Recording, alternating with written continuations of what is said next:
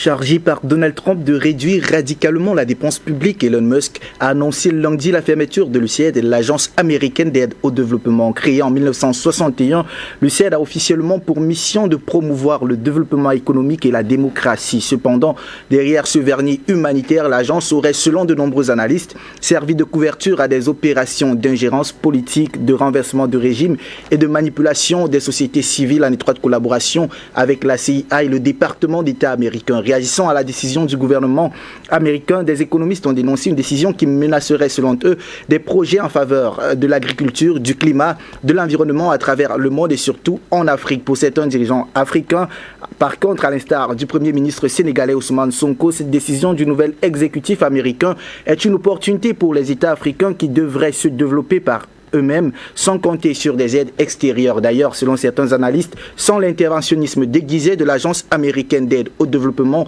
les pays africains pourront se concentrer sur des solutions endogènes à leurs défis, sans craindre des ingérences extérieures masquées en aide humanitaire. L'arrêt des financements de l'USAID peut-il hypothéquer le développement de l'Afrique? Voilà qui devrait constituer, mesdames, messieurs, l'épine dorsale de cette édition de débat sur les antennes de la télévision panafricaine. Bonsoir.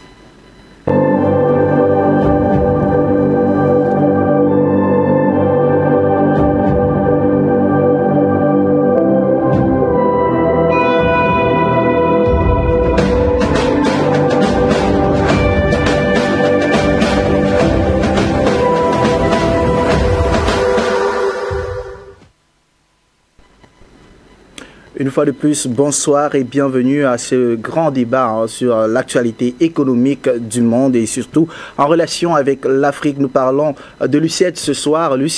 L'arrêt des financements de l'USAID peut-il hypothéquer le développement de l'Afrique? Et pour en parler, nous recevons des experts de haut vol. Nous recevons notamment le professeur, du moins nous allons recevoir au cours de cette émission le professeur François Ndengwe, éditorialiste. En attendant, nous sommes sur ce plateau avec le docteur ingénieur Ndouma Jean-René, expert des marchés financiers. Docteur, bonsoir et bienvenue. Bonsoir, mon cher Bando, merci pour cette invitation. Bonsoir à toute l'équipe technique d'Afrique Média. Je salue les copanélistes que vous allez certainement introduire. Vous avez déjà commencé à annoncer que le professeur Ndengwe sera avec nous. C'est un plaisir d'être là ce soir. Je salue les milliards de téléspectateurs qui sont scotchés pour nous suivre. Voilà, également avec nous ce soir, nous recevons le docteur Achille Eke. Docteur Achille Eke, vous êtes banquier, écrivain et expert en haute finance, PDG de la banque d'investissement de Washington Valuation Group, basée à Washington, aux États-Unis. Bonsoir, docteur. Bonsoir à toute la galaxie panafricaine. J'espère que vous m'entendez très bien. Je suis ravi d'être là parce que ça fait un bout que je n'ai pas fait de débat télévisé parce que justement j'étais dans une période où il fallait que je m'occupe de moi-même, n'est-ce pas, sur le plan de la santé. Bon, je suis ravi de vous retrouver frais et puis je me sens en forme pour, n'est-ce pas, continuer le combat. Merci pour l'invitation pour ce débat et je dis bonsoir à tous mes copanélistes, n'est-ce pas, Dr Ndouma et puis, n'est-ce pas, tous ceux que vous allez présenter. Voilà, je suis ravi d'être des vôtres. Merci. C'est en tout cas un réel plaisir de vous retrouver, docteur Achille Eke, toujours fidèle, il faut le dire, à votre nœud papillon. Nous recevons également ce soir Teifu Ousmane. Teifu Ousmane, vous êtes journaliste international, spécialiste du Moyen-Orient et des questions internationales. Bonsoir. Merci Jean-Hugues, merci encore une fois de nous donner cette opportunité de nous exprimer sur ce qui se passe dans le monde, notamment dans notre continent africain, qui a tant besoin de se développer sans l'USAID, je le dis. Après ça, c'est comparé à votre question que vous allez poser, donc on n'a pas besoin ni d'USAID ni de quoi que ce soit. Nous avons beaucoup plus besoin de nous développer par nous-mêmes, c'est-à-dire conjuguer nos efforts avec tous les pays du continent et essayer de sortir la tête de l'eau. Alors je saisis l'occasion aussi de saluer nos copanélistes qui sont présents sur le plateau et je salue aussi vos téléspectateurs, enfin tous les Africains de manière générale. Alors je vais rester avec vous Teifu Ousmane, nous allons ouvrir cette émission avec vous. Est-ce que l'on doit se réjouir de la fermeture de l'USAID par le nouvel exécutif américain? Très bien. J'y faisais référence, mon cher Jean-Hugues. Je ne pense pas que que si on doit se réjouir, bon, on ne sait pas après si on doit se réjouir vraiment, mais ce n'est pas vraiment, à dire, un malheur pour nous, Africains, même si l'USAID avait, on va dire, cette réputation que d'aider les pays en voie de développement, ceux qui sont dans ce qu'on appelle en manque de développement structurel, les infrastructures et tout ce qui va avec, mais bien au-delà de, on va dire, de cette vocation qui était celle de l'USAID, il faudrait regarder derrière le tableau quelle était exactement la vocation de cette institution que vous avez vous-même dit, donc créée en 1961 par John Fitzgerald Kennedy, donc à l'époque, qu'il fallait justement procéder par cet instrument de domination, il faut le rappeler, parce que l'USAID a toujours été utilisé comme soft power pour, on va dire, promouvoir la politique étrangère américaine et puis mettre en place ce qu'on appelle des mécanismes de domination qui pouvaient changer et les régimes et surtout changer même la façon de concevoir, on va dire, les régimes politiques en Afrique ou ailleurs. D'accord. Docteur Achileke, entendre Taïfous Men, au-delà des vocations premières, on va le dire ainsi, de cette agence d'aide au développement américaine, il y a bien sûr ce rôle trouble qu'elle aurait joué dans le renversement de cet régime à travers le monde. Vous, pensez-vous qu'au regard de cela, on peut clairement dire que c'est peut-être une aubaine pour le monde et surtout pour l'Afrique que cette agence soit fermée? Mais écoutez, je pense que les Américains ont conçu le monde après la Deuxième Guerre mondiale pour, à leur avantage. Ils ont conçu le monde pour que le monde, n'est-ce pas, les serve en fait. Ils ont donc mis des structures en place, n'est-ce pas, la Banque mondiale, le FMI, n'est-ce pas, tout ce qu'on appelle n'est-ce pas, toutes ces structures de Bretton Woods, n'est-ce pas, qui sont là pour servir les États-Unis. Le dollar a été coté comme la monnaie de référence dans le monde, et voilà, aujourd'hui on se retrouve dans une situation où les États-Unis dominent complètement le monde, n'est-ce pas, partout, dans tous les sens, et des structures comme l'USAID sont des structures qui ont été créées, n'est-ce pas, avec un esprit, bon, on va dire, on va être comment dire, on va donner le bénéfice du doute. L'esprit était de pouvoir venir en aide à plusieurs pays dans le monde qui ont besoin de financement, qui ont besoin d'argent pour sortir les économies de l'ornière, notamment après la Deuxième Guerre mondiale, les pays africains également. Donc l'USAID a été conçu pour essayer n'est-ce pas, d'apporter l'aide nécessaire à plusieurs pays qui ont véritablement des problèmes de développement, et je pense que depuis 1961 que ça a été créé, on va dire que son bilan n'a pas été très mauvais, puisqu'ils continuent à aider beaucoup de pays en Afrique et partout dans le monde par rapport à des secteurs comme la santé, n'est-ce pas, où ils aident, n'est-ce pas, avec des programmes qui permettent aux populations de ces États-là de pouvoir, par exemple, s'acheter des antirétroviraux, n'est-ce pas, en ce qui concerne le sida, etc. Et beaucoup d'autres choses qu'ils font. Évidemment, il n'y a pas que, n'est-ce pas, le côté pile, n'est-ce pas, de l'affaire. Il y a le côté face qui est également, n'est-ce pas, intéressant, parce que c'est ça qui angoisse beaucoup la plupart des pays quand on parle de l'USAID, parce que c'est une organisation qui est utilisée par le système américain, par l'Amérique, pour pouvoir, n'est-ce pas, assouvir certains intérêts, n'est-ce pas,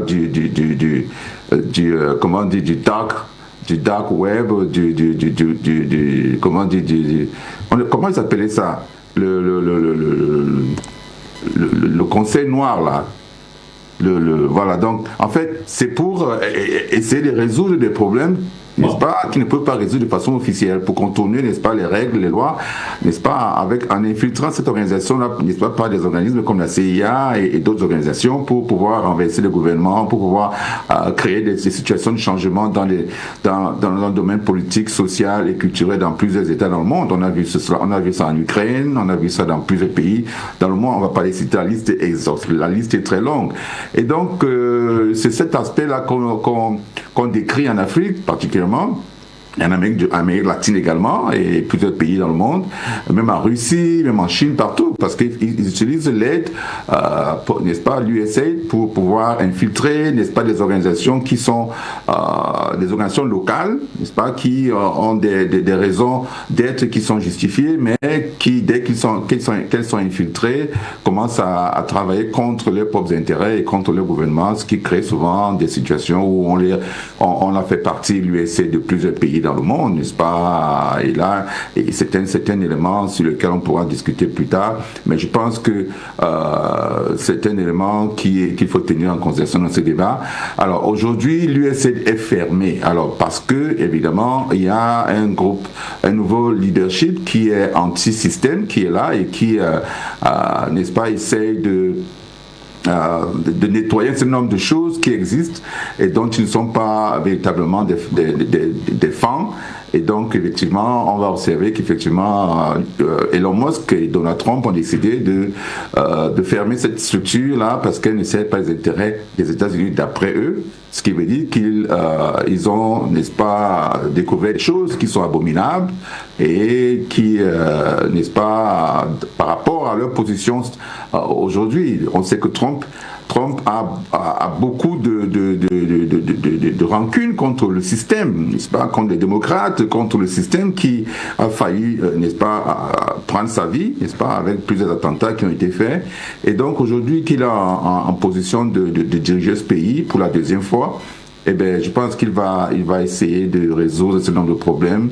Et donc, on observe déjà, à travers les expulsions, à travers la fermeture de l'USAID, à travers la potentielle fermeture du ministère de l'Éducation aux États-Unis, du département de l'Éducation, et d'autres structures, évidemment, que effectivement Trump est dans une croisade, on va dire, n'est-ce pas, par rapport à tous ces détracteurs, et on ne peut rien attendre.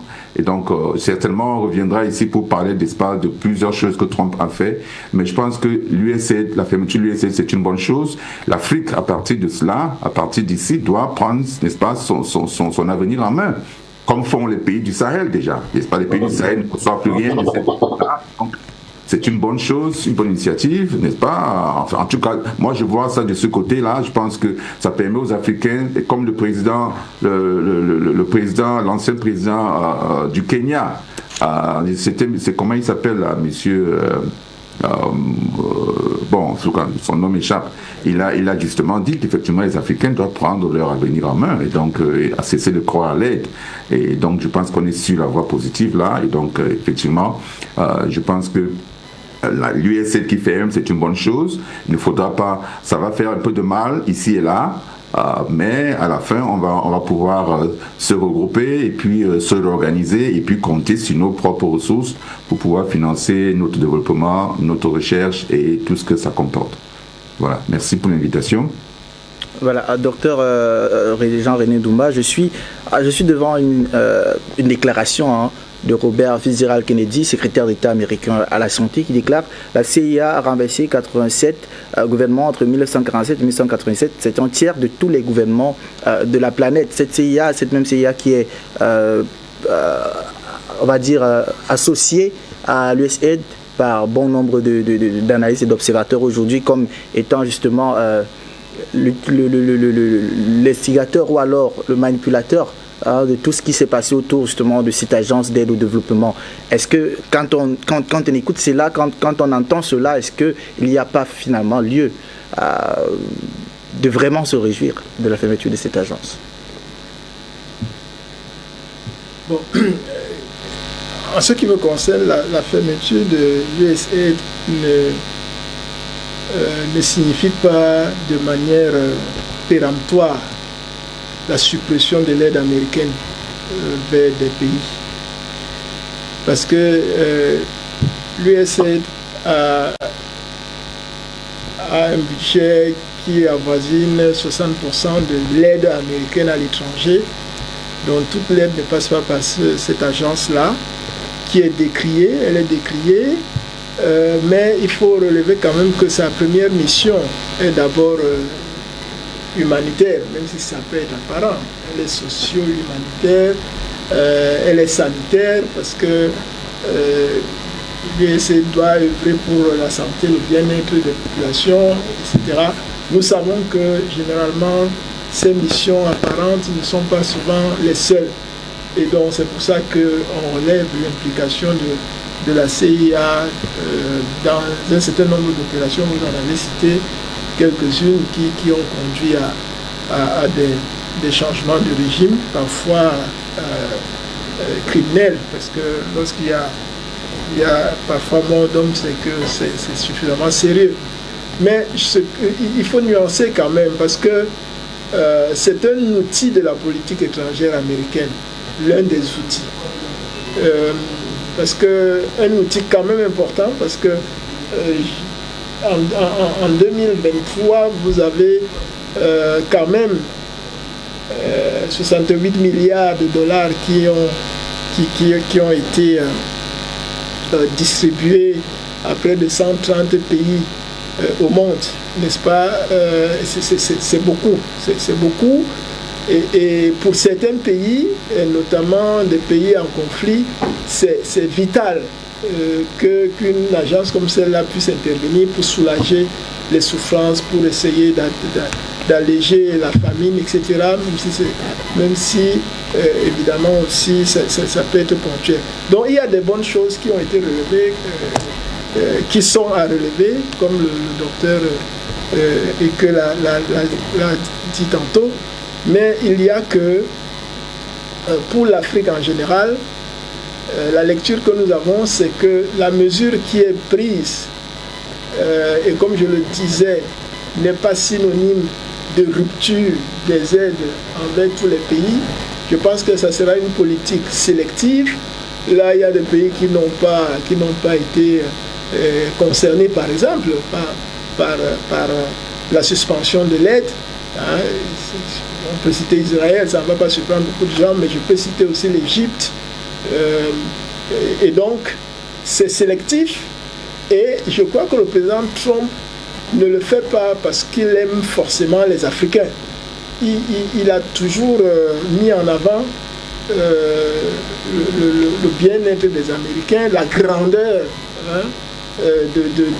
des États-Unis, et dont les actions vont impacter également sur, on va dire, la petitesse d'un certain nombre de pays à l'étranger. Maintenant que cette mesure est prise, n'oublions pas que les États-Unis ne sont pas les seuls partenaires avec qui on peut avoir des relations comme celle-là. Donc c'est une mesure, c'est une décision qui va causer beaucoup de tort à plusieurs pays, surtout en Afrique, parce que ces pays-là ont été habitués à l'aide. Nous sommes foncièrement contre l'aide, parce que si on doit toujours vous aider, ça vous rend paresseux. Et à mon avis, l'un des principaux problèmes au niveau de la plupart des pays africains vient du fait qu'il y a la malgouvernance. Cette malgouvernance est en rapport avec la corruption. Cette corruption est accentuée avec le fait que les agences comme USAID, même si elles paraissent humanitaires, s'impliquent dans des actions, des opérations qui peuvent déstabiliser les pays, qui peuvent alimenter les conflits.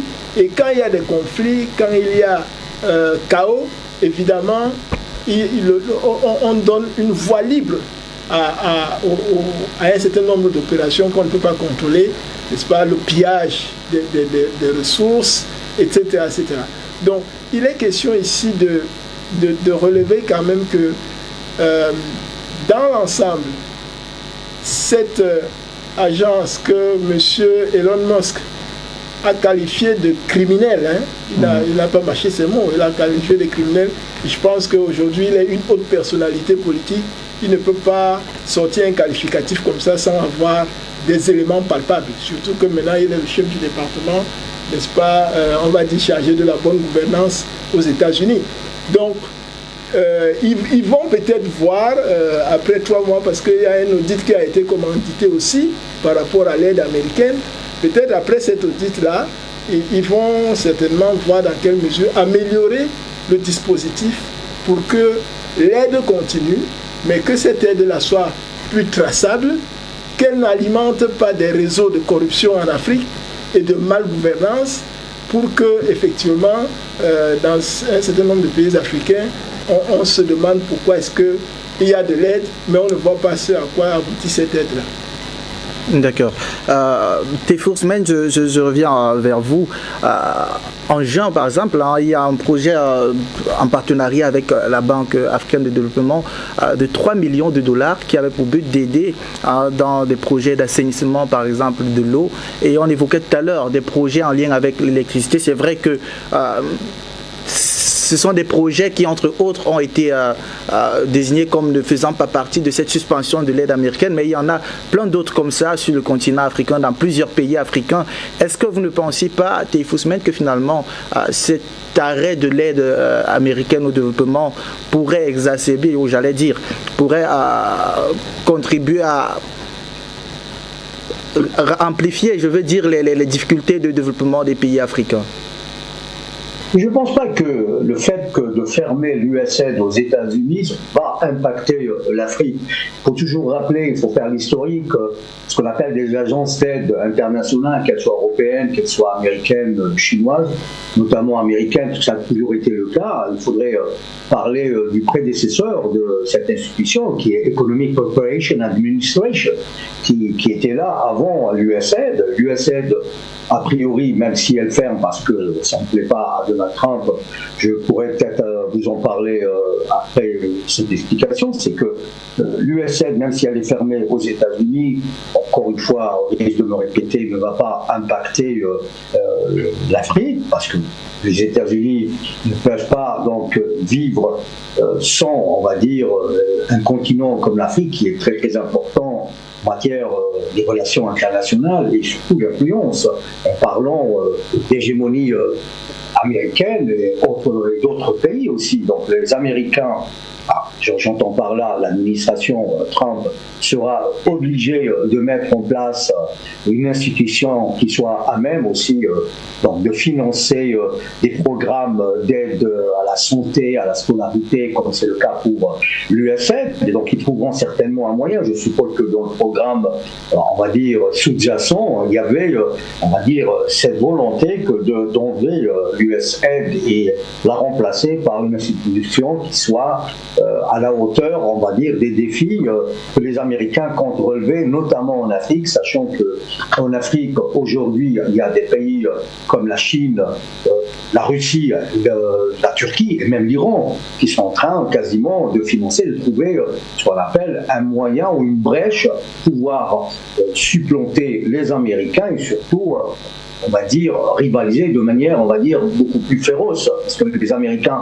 ont toujours été présents en Afrique et que ça a toujours été le cas depuis 1945, depuis on va dire, la Deuxième Guerre mondiale. Les Américains ont fait un maillage du monde, que ce soit sur un plan militaire avec l'OTAN, que ce soit avec des institutions qui soient indépendantes, mais quand même liées au département d'État américain, ce qui est le cas de l'USAID, qui fait encore une fois, je me répéter, office d'un instrument d'influence. Enfin, ça fait partie de ce qu'on appelle le soft power, et on voit bien que les Américains ne peuvent pas se passer d'instruments de cette taille, même si on n'est pas d'accord avec l'USAID. C'est là où je dois donc expliquer dans le détail, c'est que Donald Trump et son équipe, surtout Donald Trump, c'était quand même un personnage iconoclaste. C'est une personne qui ne croit pas aux institutions. Alors, aussi paradoxal soit-il, Trump ne croit pas à l'ordre international.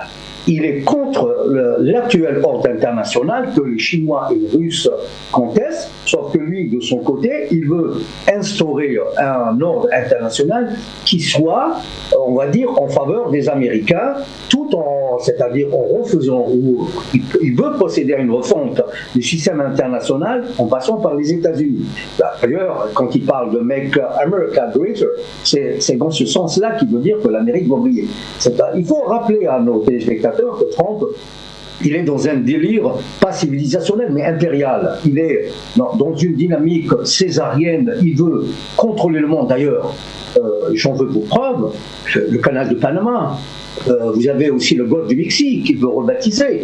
Vous avez aussi Gaza qui veut occuper par la force. Il a dit hier même. Vous avez aussi le Moyen-Orient de manière générale. Alors, tenez-vous bien, quand il s'est retiré du Conseil du droit de l'homme de Genève, et on voit bien aussi qu'il a même fait miroiter qu'il va sortir des Nations Unies. Ça vous donne déjà une idée quoi ce monsieur n'est pas d'accord avec les règles actuelles de la gestion du monde. Il veut créer, on va dire, un ordre international qui sera, pour lui, ça sera donc tout en se mérite pour mettre en place un système international qui soit non seulement à la faveur des Américains, mais on va dire à sa faveur à lui. Pourquoi? Parce que Trump est un bonhomme. Parce que si on devait dresser un portrait psychologique, je ne suis pas un psychologue, mais j'ai dû voir certaines analyses parler de la personnalité de Trump à travers les chaînes, quand je fais, on va dire, mes synthèses journalistiques, et quand je fais ce qu'on appelle la revue de presse, j'ai vu que les analystes et les experts ont tous parlé d'un mégalomane. C'est un bonhomme qui voit le monde, on va dire, à sa guise, c'est-à-dire c'est un personnage qui veut régir le monde par le rapport de force. Ça, c'est la mentalité américaine. D'ailleurs, on l'a vu à travers sa volonté de faire des guerres pires des Gazaouis de Gaza. Ça dénote un peu cette mentalité américaine qui consiste à parquer des gens comme ils l'ont fait avec les Indiens d'Amérique. Donc, on est quasiment dans cette mentalité-là. Et là où on comprend justement les visées de Donald Trump, c'est que c'est un monsieur qui veut, alors écoutez bien, parce que ça risque d'être un peu, on va dire, un peu tiré par les cheveux, ce que je vais dire. Donald Trump est en train de mettre, en vérité, un système politique aux États-Unis, parce qu'il est en bras de fer avec l'État profond. Il faut rappeler que l'USAID fait partie de ce qu'on appelle l'État profond. Il ne faut jamais oublier que l'État profond est constitué par le Pentagone, par ce qu'on appelle l'industrie militaro-économique. Vous avez aussi le département d'État.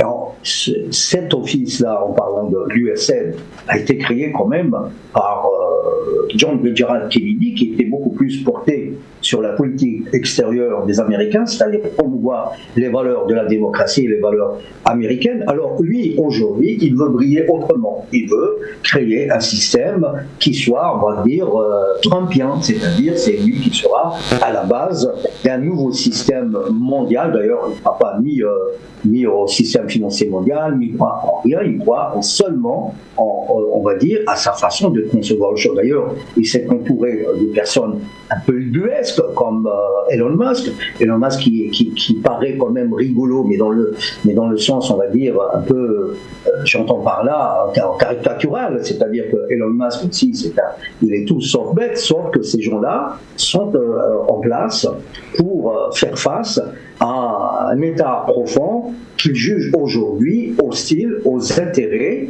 de la nouvelle politique qu'il compte mettre en place, parce que non seulement c'est un bras de fer qui est engagé entre une équipe qui veut changer, renverser les choses de fond en comble et cet État profond qui, en l'état actuel des choses, semble pour Trump et son équipe inadéquat avec ce qu'on appelle le nouvel ordre international qu'il compte mettre en place. Alors, il faudrait aussi, on va dire, prévoir l'avenir avec cet homme, parce que c'est un homme quand même imprévisible, intempestif, et qui peut, je vous assure, il risque de glisser vers ce qu'on appelle une dictature capitaliste. C'est-à-dire, ce monsieur, il pourrait, au terme de son mandat, prévoir, on va dire, une issue pour lui, c'est-à-dire rester au pouvoir. Il est omnibulé par le pouvoir. C'est un homme qui veut garder non seulement le pouvoir, mais il veut garder aussi la domination sur un État qu'il juge être parrain de cet État. Et juste qu'il est le protecteur. Ça, c'est le propre du dictateur. Quand vous étudiez le personnage, bon, c'est un peu exagéré, je ne vais pas citer Hitler, mais quand vous étudiez pas le maréchal Tito, j'allais dire n'importe quoi, Mussolini, il était quasiment dans la même dynamique politique que Donald Trump. Si vous étudiez le personnage de très très très près, il s'est donc autoproclamé donc chef des Italiens, sauf que pour les Américains, c'est un État quand même super puissant, c'est une super puissance. D'ailleurs, il fait face, pour lui, il estime qu'il faudrait d'abord abattre le premier ennemi dans le cercle restreint, c'est-à-dire l'État profond américain, avec lequel il est rentré en bisbise avec lui dès le premier mandat, et on l'a vu avec les élections qu'il avait contestées, et donc pour lui, c'est cet État profond qui est derrière, on va dire, sa défaite. Il veut en finir avec le premier rayon, le premier adversaire, si vous voulez, qui voit en lui un véritable adversaire et un handicap à aller de l'avant. Et après, on voit bien avec ces politiques de taxes douanières qu'il a posées au pays, notamment à l'endroit des Chinois, sachant que les Chinois sont en passe de devenir une très grande puissance d'ici 2030-2035, et que justement Trump est en train de préparer cette ère, on va dire, après post-2030, qui consistera donc à garder ce qu'on appelle le monopole de la domination américaine, mais assuré par un seul homme, et même si ça ne sera pas lui, croyez-moi, M. Jean-Hugues Mbodo, c'est qu'il mettra certainement en place, même si on dit que Elon Musk n'est pas né aux États-Unis, il est né en Afrique du Sud, mais on pourra trouver la parade pour le placer ou changer peut-être un des articles de la Constitution pour le mettre en place, c'est-à-dire il sera quasiment le clone de Donald Trump, et on verra que d'ici là, je vous assure que ça va se passer. Je ne vais pas parler dans l'absolu, vous dire que ça va se passer comme ça, mais il y aura quand même un nouvel ordre, une institution autre ou des institutions autres que nous connaissons aujourd'hui. D'ailleurs, il a commencé par l'US Aid, et il a aussi contesté le système éducatif aux États-Unis, le système social, tout ça. Donc on voit bien qu'on a affaire à un iconoclaste qui essaye par tous les moyens d'imposer une vision du monde qui soit, on va dire, conforme à sa façon de concevoir non seulement la force, mais la domination. Et c'est sous cet angle-là qu'il faudrait comprendre la personnalité de Donald Trump. Je vous assure que si ce monsieur ne va pas être reconduit au terme de son mandat, parce que la Constitution le lui interdit, parce qu'aux États-Unis on ne peut pas aller au-delà de 2 mandats, il sera certainement, ou il trouvera certainement un moyen pour rester soit derrière les rideaux en mettant Elon Musk, et pourquoi pas aller vers ce qu'on appelle une dictature capitaliste qui s'articulera sur la personne de Donald Trump et sur aussi le rapport de force et le capitalisme à outrance. D'accord. Docteur Achilleke, on reviendra peut-être dans d'autres émissions sur la personnalité de Donald Trump et ses intentions impérialistes. On l'a d'ailleurs fait dans certaines productions, mais finalement, les États-Unis, c'est quand même près de 65 milliards de dollars en volume en tant que justement premier pourvoyeur d'aide de la planète pour l'année 2023, selon les chiffres publiés par l'OCDE l'année dernière. Et puis, il figure, il faut le préciser, devant les autres contributeurs tels que l'Allemagne, tels que l'Union européenne, qui d'ailleurs vient loin derrière, il faut quand même le dire, derrière l'Allemagne. L'on parle de financements qui sont cruciaux pour les pays bénéficiaires, avec un focus sur justement l'Afrique subsaharienne. Peut-on imaginer, Dr Achille, que l'Afrique subsaharienne sans cette aide des États-Unis? Oui, mais Michel, on peut bien imaginer l'Afrique subsaharienne sans cette aide. Enfin, je ne vais pas dire que s'il n'y a pas d'aide américaine, l'Afrique va sombrer. Non, ça va plutôt. Ça me rappelle ce que le PDG de Perplexity disait dans un débat, n'est-ce pas, par rapport à l'IA et DeepSeek. Il disait qu'effectivement la nécessité est la mère de la créativité, de l'inventivité des êtres, des hommes en général. C'est le manque, la nécessité, le besoin qui vous oblige à pouvoir être créatif et donc d'apporter des solutions uniques que vous n'avez même pas imaginées à des difficultés que vous vivez.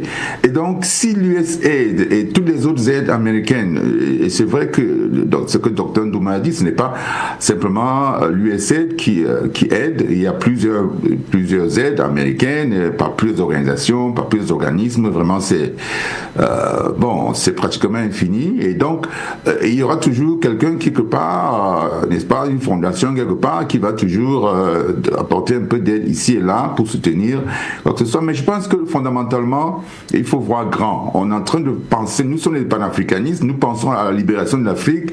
Ça veut dire que l'Afrique doit, n'est-ce pas, s'autodéterminer et prendre des mesures, n'est-ce pas, qui lui sont propres par rapport à ses besoins et trouver des solutions uniques à ces problèmes au lieu de mendier tout le temps. Parce que lorsque vous comptez sur l'aide étrangère dans votre budget, eh bien, lorsque cette aide étrangère n'arrive pas, vous êtes cassé. N'est-ce pas, vous ne pouvez pas, vous n'êtes plus libre, vous n'avez plus la possibilité, n'est-ce pas, de parler de liberté ou de quoi que ce soit. Non, quand vous dépendez de l'argent de quelqu'un, c'est pour ça que l'Afrique a des problèmes, parce que l'Union africaine est financée en grande partie par l'Union européenne, n'est-ce pas, il y a beaucoup d'organisations en Afrique qui soutiennent nos États, il y a plein de pays qui ont des budgets qui sont soutenus par l'aide extérieure à hauteur peut-être de 15, 20, 30% parfois. C'est énorme tout ça, ça crée des dépendants. Vous n'avez pas de marge de manœuvre par rapport à ces pays. Lorsqu'ils toussent un peu, vous tremblez, vous n'avez pas de liberté, vous ne pouvez pas prendre des décisions. C'est pour ça que quand vous votez une loi contre l'homosexualité, on vous dit, écoutez, on va vous couper les tout le monde tremble. Et puis c'est terminé. On revient sur ces décisions-là. C'est ça. Il faut que on comprenne qu'effectivement, il est temps pour nous de travailler avec les ressources que nous avons. Et moi, j'admire toujours ce que les gens, les pays de l'AES font. Ces gens ont décidé de s'assumer, de travailler avec les moyens qu'ils ont, et vous voyez le génie inventif des Africains, n'est-ce pas? C'est tous les jours qu'on nous annonce des usines qui sont construites, des immeubles qui sont construits, des aéroports, n'est-ce pas, des téléphonies, des entreprises de téléphonie qui vont être mises en place au Burkina Faso, etc., au Mali, au Niger. C'est beaucoup d'inventivité, beaucoup de créativité qui se met en marche là, alors que lorsqu'on dormait, on attendait l'argent qui vient de la France, l'aide française, ils appellent ça quoi, l'aide au développement en France et tout, de la France. Mais on ne fait rien, on dort, n'est-ce pas, on dort sur nos lauriers alors que nous sommes capables, n'est-ce pas, d'être une puissance super économique, super puissante par rapport aux États-Unis, même à la Chine. Nous avons tout ce qu'il nous faut en Afrique, on n'a besoin de rien du tout.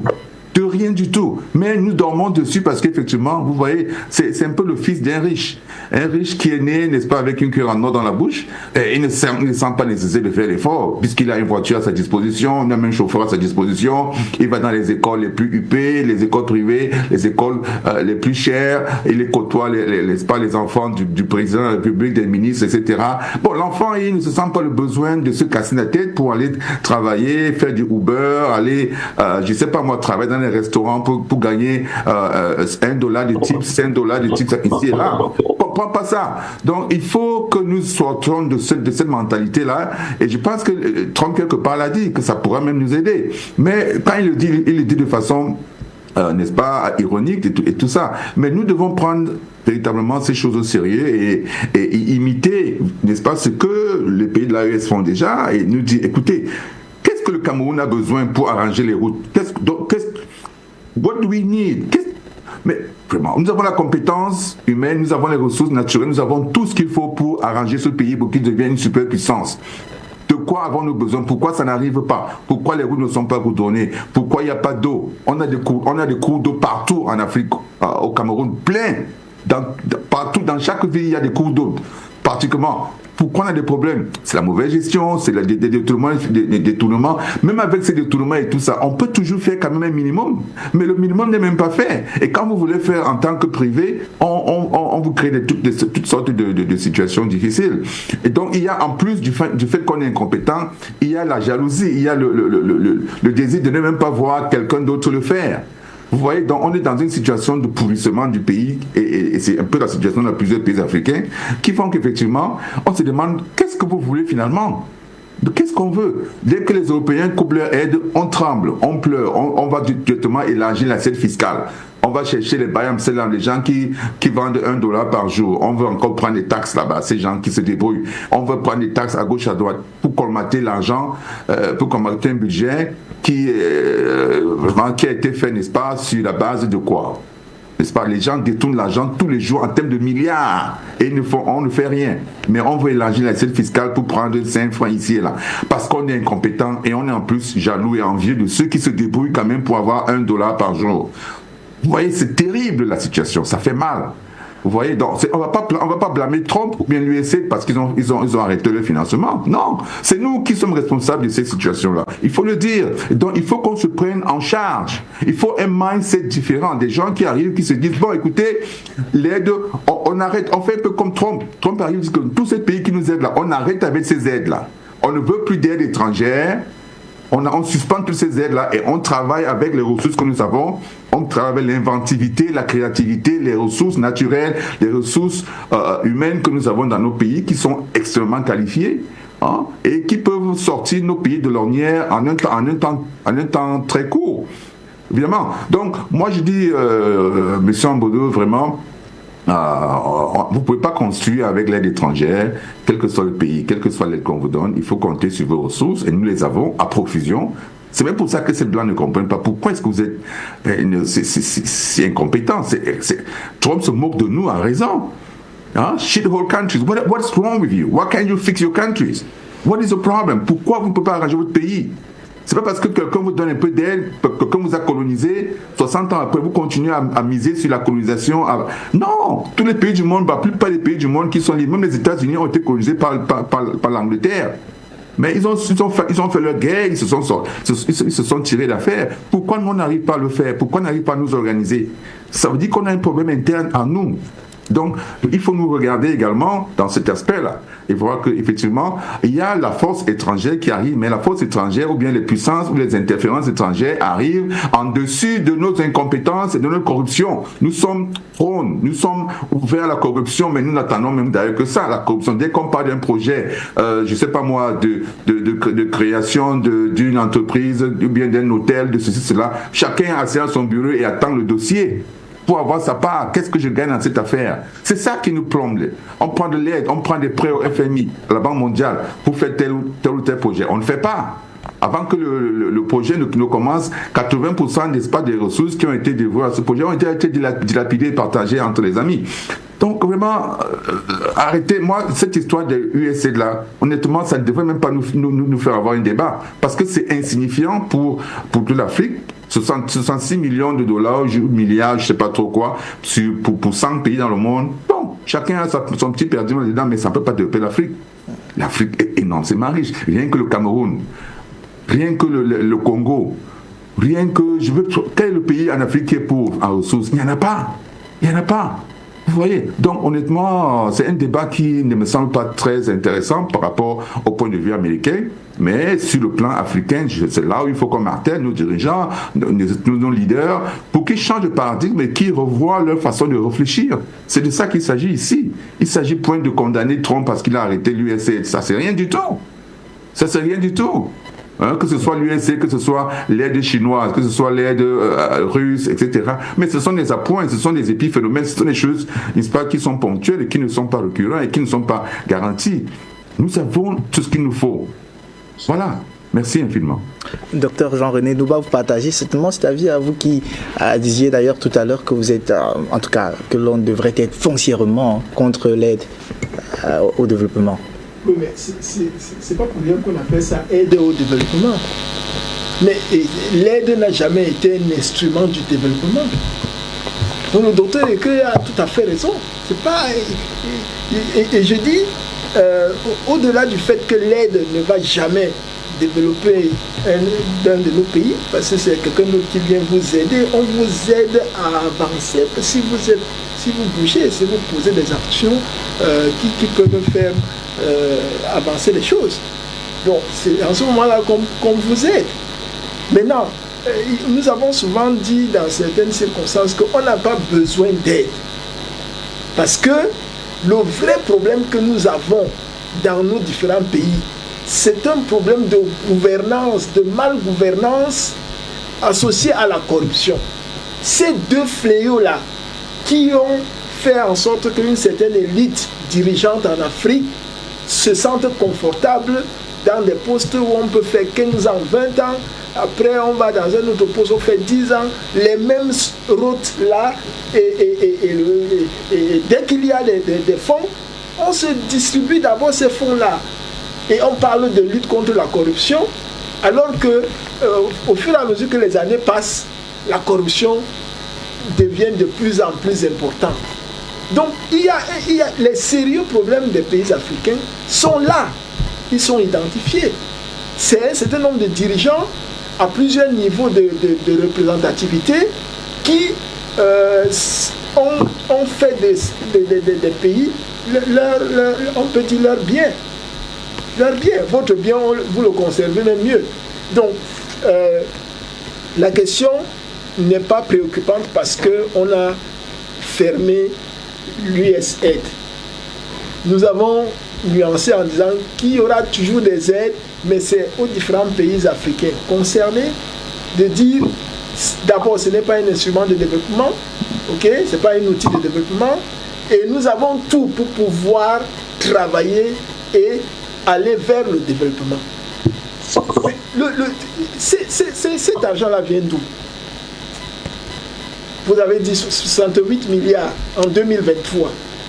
Bon, 130 pays. Mais c'est quand même un seul pays qui a mobilisé 68 milliards de dollars pour distribuer à d'autres pays. Cet argent-là vient d'où? Les États-Unis, peut-être pour le rappeler, c'est le premier pays avec le plus grand nombre de milliardaires au monde. Hein? Et il y a des dons, il y a des subventions, il y a des partenariats, il y a des conditionnalités dans des accords, etc. Et n'oublions pas que le dollar jusqu'à présent reste la monnaie de réserve mondiale, la monnaie de transactions internationales imposée. Ça reste, et donc, n'étant plus indexé à l'or, évidemment, le fait que les États-Unis peuvent aussi tourner la planche à billets à volonté joue sur tous ces paramètres. Mais comment voulez-vous qu'une puissance, une hyperpuissance comme les États-Unis puisse travailler pour que les pays dits en voie de développement, aujourd'hui peut-être on va dire en voie d'émergence, puissent se développer? Alors qu'il y a tous les instruments qui ont été mis en place, c'est pour que certains pays ne se développent jamais. Et il y a des hautes personnalités qui l'ont dit, en Allemagne, en Angleterre, etc. Il ne faut surtout pas que l'Afrique s'industrialise. Parce qu'on ne peut pas se développer sans pouvoir s'industrialiser. C'est en s'industrialisant qu'on transforme, qu'on crée de la valeur. Et puis qu'on commence maintenant à éviter d'exporter les matières brutes, n'est-ce pas, à vil prix, qui nous reviennent à des prix qui sont tellement élevés qu'on ne peut même plus nous en procurer. Donc, le débat est là. Le débat est là. Tout à l'heure, le docteur Eke a encore rappelé les pays de l'AES, ce qu'ils sont en train de faire. Alors, il faut savoir que la décision, ou les décisions qui sont en train d'être prises par le président Trump et son administration, celles qui ont des impacts négatifs sur les pays africains, ou la plupart des pays africains, parce que c'est une question de perception. Par exemple, cette histoire d'aide. Beaucoup de dirigeants africains aiment ces aides-là, parce qu'ils savent ce qu'ils en font. Ils savent ce qu'ils en font. Et quand on a envoyé les tonnes de blé, n'est-ce pas, quand l'opération spéciale a commencé en Ukraine, et qu'il y a eu ce qu'il y a eu, n'est-ce pas, il y a eu le blé que certains pays ont envoyé vers l'Afrique. Ce blé n'est même pas arrivé en Afrique, dans tous les pays africains. Il a été intercepté, même en Europe. Et ce qui est arrivé en Afrique, on sait que ce n'est pas arrivé au niveau des gens qui en ont besoin. Tout ça, ce sont toujours les aides. Donc ces dirigeants savent à quoi servent ces aides-là. Finalement, ces aides-là ne sont pas là pour assister les peuples, pour permettre de soutenir les peuples. Donc, il faut que la perception que ces dirigeants peuvent avoir et certaines populations peut être négative. Négative et peut donc avoir un impact sur la qualité de la relation entre les pays africains et les États-Unis. Et quelle que soit la puissance des États-Unis, les États-Unis restent un pays. Ils ne pourront pas s'isoler entre guillemets et s'en sortir. C'est même pas possible. Donc, le fait de prendre les décisions qui peuvent avoir, n'est-ce pas, cet impact négatif-là, sur la perception que certains dirigeants africains vont avoir, peut donner davantage le terrain aux puissances comme la Chine. C'est-à-dire que certains dirigeants vont préférer davantage la Chine, la Russie. La Russie vient d'inaugurer le département pour le partenariat avec l'Afrique, n'est-ce pas? Pendant que le président Trump prend ce type de décision, je ne dis pas que ce ne sont pas de bonnes décisions, mais je parle de leur impact sur la perception que les dirigeants et les peuples africains qui n'ont pas encore compris qu'on n'a pas besoin de ça. Auront vis-à-vis des relations avec les États-Unis. Tout à fait. Et donc, ça donne des avantages véritablement à d'autres puissances telles que la Chine, telles que la Russie, telles que l'Iran et bien d'autres encore. Parce qu'il n'y a pas que les États-Unis, selon ces dirigeants-là, qui peuvent avoir de l'argent pour donner des aides. Nous ne sommes pas pour les aides parce que les aides sont un instrument d'asservissement. Celui qui donne, n'est-ce pas, ordonne. C'est clair. Il devient maître. Voilà. Donc, on n'a pas besoin de ça. Et pour des États qui sont bénis, dont les sous-sols sont bénis, tous les pays africains pratiquement ont des sous-sols bourrés de ressources stratégiques, des ressources naturelles, des ressources minières, etc. Que les États-Unis, entre autres, recherchent à tout prix. Mais pourquoi nos dirigeants, ceux qui ne commencent pas, n'ont pas encore commencé à exploiter cet avantage-là, n'arrivent pas à le faire? C'est ça. Vous n'avez pas besoin. On ne peut pas avoir autant de ressources et dire qu'on n'a pas l'argent. Hein? Avant 71, le dollar était indexé à l'or. Donc les vrais sous, ce sont ces ressources, c'est l'or là, qui est le vrai argent, si je dois parler comme ça pour que certains téléspectateurs comprennent facilement. Il faut qu'on arrête, et là je m'adresse à la plupart des dirigeants africains qui continuent de donner l'impression que c'est grâce aux aides que l'Afrique peut se développer. Ce n'est pas vrai.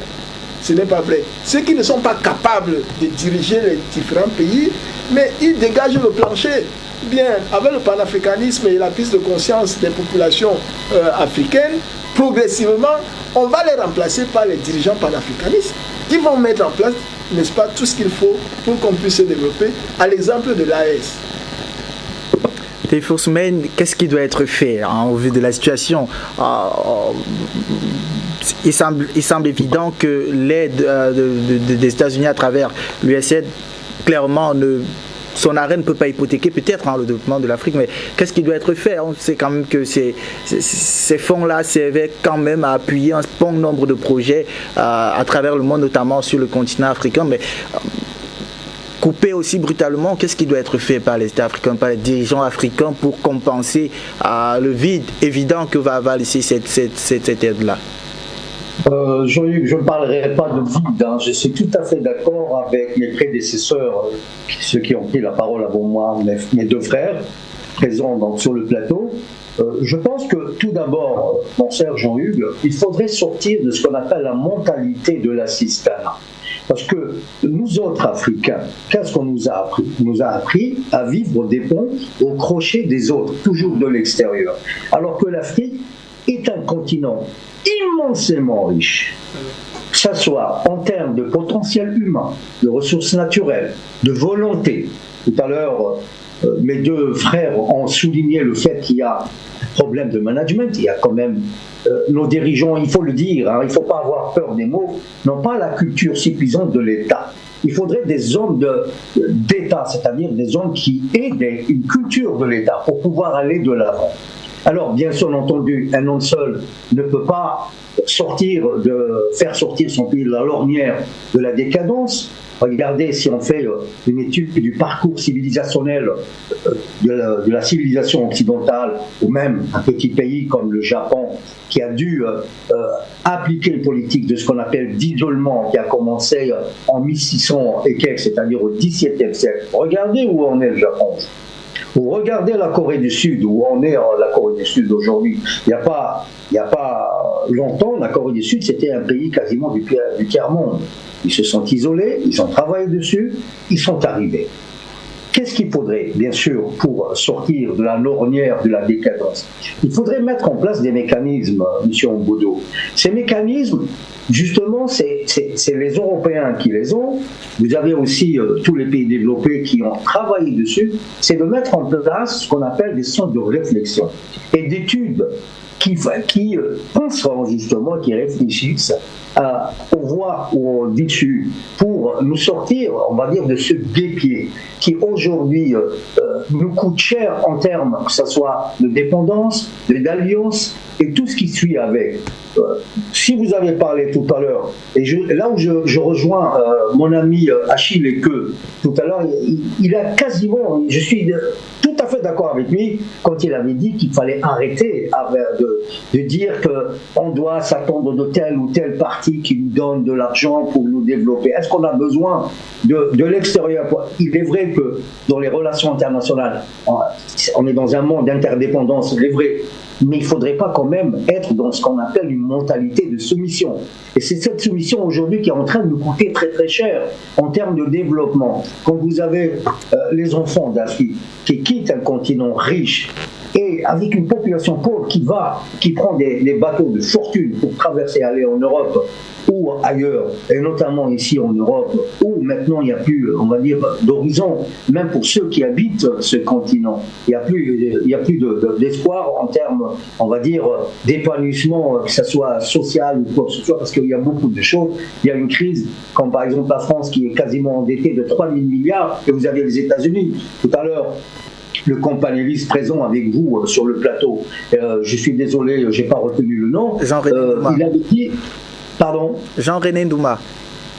Monsieur Ndouma. Donc, il avait raison de souligner qu'il ne faut pas aller chercher ce qu'on appelle des instruments qui nous rendent esclaves de l'étranger.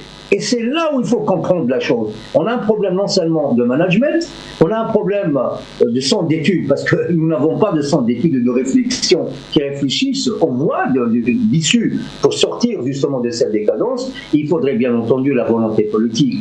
On ne peut pas faire des choses, on ne peut pas avancer sans volonté politique. Les dirigeants, malheureusement, africains, il faut le dire, que ce soit du nord au sud de l'Afrique, peut-être pas l'Afrique du Sud, mais toujours est-il que le reste des pays africains sont toujours dépendants de l'extérieur. Regardez ce qui se passe au Congo, RDC, j'entends par là. Regardez ce qui se passe. C'est une région très riche, en parlant de l'Est du Congo, qui a depuis l'indépendance de ces pays, a été entre les mains de puissances étrangères, et aujourd'hui un petit pays de rien du tout comme le Rwanda, parce que M. Paul Kagame a noué des alliances avec l'extérieur. Regardez où on sont aujourd'hui, la RDC, alors qu'il peut avoir accès à ces richesses s'il est en bon terme avec son voisinage, sans pour autant servir un autre temple, un temple qui lui exige d'être la soumission totale pour pouvoir regarder avec le M23. C'est quand même des Congolais. Pourquoi ne pas, on va dire, s'élever à la notion de la citoyenneté et mettre de côté le côté ethnique, tribal, clanique, et essayer d'avancer avec ces éléments-là qui sont en notre possession. On s'en fout qu'on soit d'une autre ethnie, on s'en fout.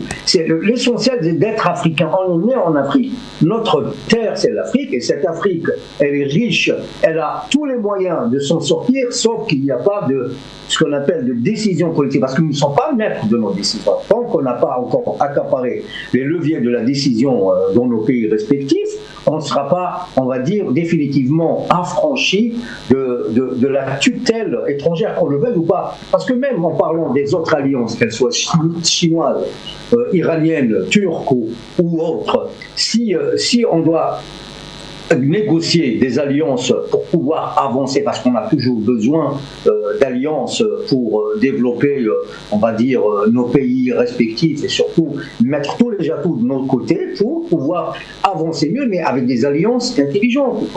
Il faut savoir faire les alliances qu'il faut, mais il ne faut pas non plus rompre avec une partie et aller vers l'autre partie sans contrepartie. Et c'est ça où ça pose problème pour nous autres.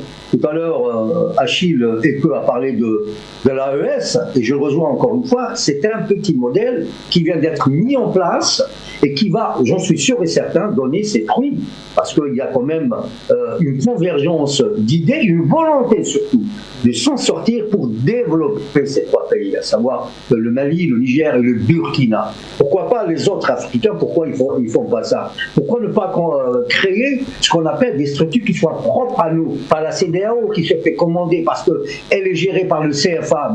Achille que mieux passé que moi. C'est un économiste qui peut mieux en parler que moi. Quand vous êtes lié à une monnaie qui a été décidée de l'extérieur, qui est contrôlée par la banque, une banque centrale d'un pays tiers, et que aujourd'hui vous dites que vous êtes des structures indépendantes. Vous n'êtes pas indépendant, je suis sincèrement désolé. Parce que l'indépendance sous-entend, d'abord, il faudrait construire ce qu'on appelle une politique monétaire, même si on doit, on va dire, créer une monnaie qui soit, on va dire, propre à un pays ou à une entité régionale, mais il faut toujours penser à une politique monétaire qui soit conforme aux besoins de nos pays respectifs. Et il faudrait aussi essayer de comprendre un fait très important, le fait que tout à l'heure, vous nous avez à nous posé la question s'il fallait s'en féliciter avec la fermeture de l'USAID ou être au contraire désespéré. Là, on est quasiment dans ce qu'on appelle la politique de l'assistanat. On est dans une mentalité d'assistanat.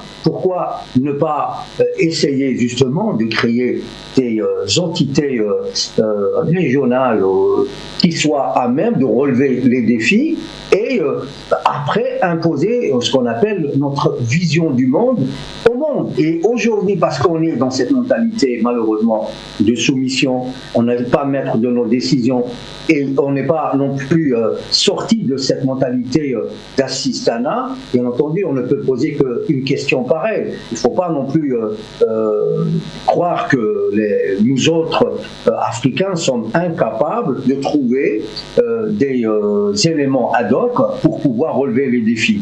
À savoir que l'homme ou les pays, là, que ce soit les pays sont composés d'hommes.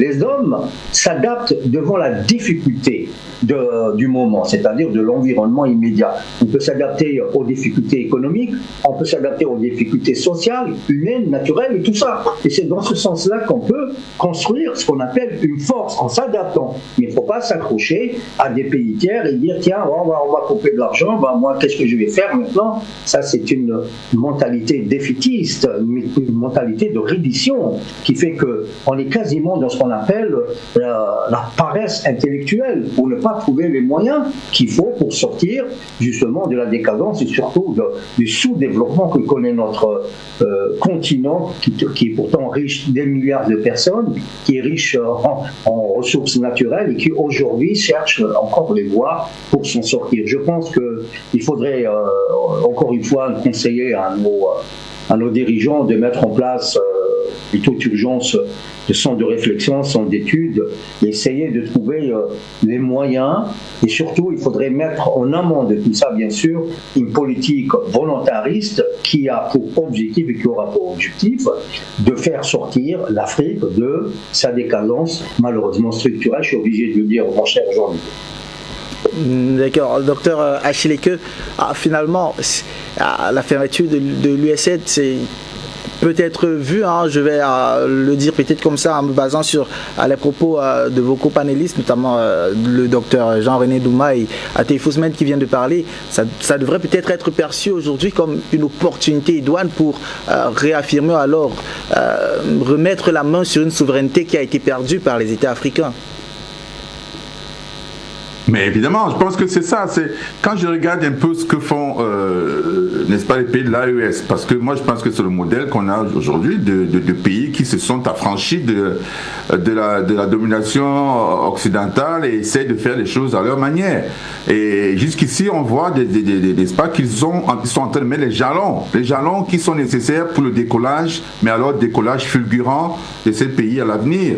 Alors, quand je regarde un peu ce qu'ils ont fait, création d'une banque d'investissement d'investissement régional, n'est-ce pas, dans la Confédération. Ils ont la promotion de l'intégration économique à travers, n'est-ce pas, l'abolition, n'est-ce pas, de l'itinérance téléphonique, n'est-ce pas, le roaming dont on parlait, dont on connaît. Le roaming a été aboli. Une banque d'investissement qui vise à financer des projets stratégiques dans les secteurs clés, n'est-ce pas. En Afrique centrale, on n'a pas de banque d'investissement. On a essayé avec la SMID. On voit ce que ça a donné.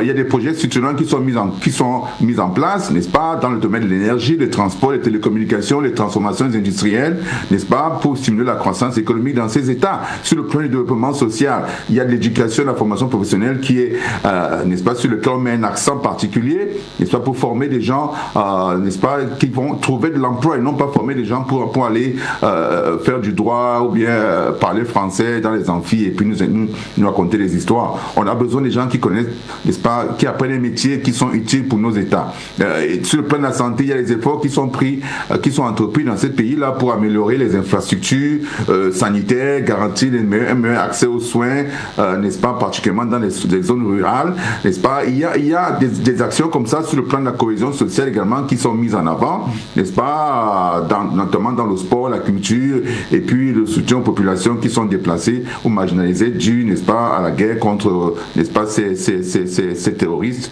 n'est-ce pas, qui... Voilà, donc il y a sur le plan de la sécurité beaucoup d'actions qui sont mises en place, n'est-ce pas. Il y a des forces unifiées une force unifiée qui a été créée dans l'AES, qui font que maintenant, ils sont en train de mettre en place une force conjointe de 5000 soldats qui vont être spécialisés, n'est-ce pas, pour lutter contre le terrorisme. Comme cela, on va leur assigner cette tâche et les États vont maintenant se concentrer sur le développement direct des populations et non pas qu'on draine toutes les ressources pour n'est-ce pas, une guerre et on n'arrive pas à pouvoir trouver de quoi nourrir nos populations. Donc il y a une force unifiée qui a été mise en place dans cette perspective-là. Il y a beaucoup de choses que les pays de l'AES font et que personne dans nos États ne fait. C'est-à-dire c'est énorme. Quand je suis en train de lire la liste de ce que ces pays ont fait jusqu'à présent, mais c'est incroyable. C'est vraiment, je me dis que on a des possibilités de faire énormément de choses comme ça. Qu'est-ce qui nous empêche de nous unifier? Non, vous allez voir un président dans son petit coin qui va dire non, mais ces pays-là doivent tomber. Là, ce sont des rebelles, ce sont des militaires, ils doivent tomber. On a notre président, n'est-ce pas, Ouattara, le plus connu, n'est-ce pas, qui veut faire la guerre contre les pays de l'AES tous les jours. C'est que des histoires à dormir debout. Des histoires à dormir debout. Qu'est-ce qui t'ennuie? Pourquoi est-ce que tu ne peux pas soutenir ton frère qui est en train de se battre pour sortir du joug dans lequel toi-même tu es? Tu préfères être sous la coupole, comment dire, le nègre de maison qui est dans le salon par rapport au nègre qui est dans les plantations? Mais c'est ça qui t'intéresse. Mais quelle est cette vision assez étriquée des dirigeants que nous avons? Alors, au lieu de coaliser nos forces et de soutenir les efforts de ces États, moi je vous dis la liste des actions que ces pays ont fait, mais j'ai ça sous mes yeux, c'est énorme. Il y a beaucoup de choses qui se font dans l'AES qui sont absolument, n'est-ce pas, pertinents et importants pour mettre les jalons qui vont permettre à ces pays de décoller à l'avenir. Et ça continue. Donc moi, je ne veux même pas m'appesantir un tant soit peu sur le fait que Donald Trump ait supprimé comment dire, l'aide de l'USAID. Oui, non, ça ne m'intéresse pas du tout. Je préfère même qu'ils arrêtent tout. Je voudrais que même l'Union européenne arrête toutes les aides en Afrique, que les Russes, les Japonais, tous les Chinois, qu'ils arrêtent toutes les aides en Afrique. Personne n'envoie plus d'aide. Et on voit comment l'Afrique va fonctionner tout seul. Je vous assure, on vous donne 5-10 ans, ce continent va complètement émerger. Parce que tant que nous n'avons pas de nécessité, il n'y a pas de besoin de créer. La nécessité est la mère de l'invention. La nécessité est la mère de la créativité. C'est quand vous avez des problèmes sérieux que vous trouvez les moyens, n'est-ce pas, de sortir de votre ornière. Lorsqu'on vous apporte de l'aide, dès que vous appelez en France, on vous envoie de l'argent, comme on fait ici en diaspora, n'est-ce pas, votre papa est malade, vous envoyez l'argent, votre papa vous raconte une histoire. Vous ne pouvez pas vérifier. Quelqu'un vous appelle, vous dit qu'écoutez, je suis malade, je suis à l'hôpital en ce moment, vraiment, j'ai besoin de 10 millions pour me soigner. Mais vous n'avez aucun moyen pour vérifier tout cela. Vous envoyez l'argent. Donc tout le temps. C'est ça. Et ils prennent ça et puis ils font des petites choses à côté. Parfois c'est vrai, parfois c'est pas vrai. On n'est pas là pour contrôler. Donc c'est ça, ces choses-là, c'est cette mentalité-là qui nous terrorise. C'est ça qui est le plus dévastateur, que ce soit sur le plan des États, que sur le plan des individus, des familles. Vous voyez, il y a des gens ici en diaspora qui n'ont plus de contact avec leur famille parce qu'ils ont été, comment dire, abusés, mais alors complètement abusés, n'est-ce pas, parce qu'ils ont été gentils, ils essaient d'aider, ils essaient de jouer sur la différence, n'est-ce pas, entre la monnaie, le dollar ou bien l'euro et le franc CFA. Donc, lorsqu'on vous envoie $10, eh bien, pour vous, ça fait beaucoup d'argent. Hein, n'est-ce pas? Alors que nous ici, ça ne vaut pas grand-chose, mais on essaie ils essaient de faire ce qu'ils peuvent pour aider les familles. Et à la fin, on abuse d'eux et puis ils coupent les liens, ils coupent les ponts. Certains ont même envoyé de l'argent pour construire des maisons, pour construire, n'est-ce pas, pour faire des plantations, etc. Mais tout cet argent a été détourné et quand ils arrivent sur le terrain, ils trouvent qu'il n'y a rien qui a été fait. Donc tout ceci crée des brisures, des cassures, n'est-ce pas, dans les familles. Et il y a beaucoup de gens de diaspora qui sont complètement coupés de leur famille à cause de ces problèmes. Et ça c'est la dépendance. Parce que vous dites à quelqu'un, écoutez, amenez-moi un projet. Ok, amenez-moi un projet viable, on va analyser le projet ensemble et je vais vous aider à trouver les financements. Je peux participer, mais je ne vous donne pas, n'est-ce pas, les fonds complets.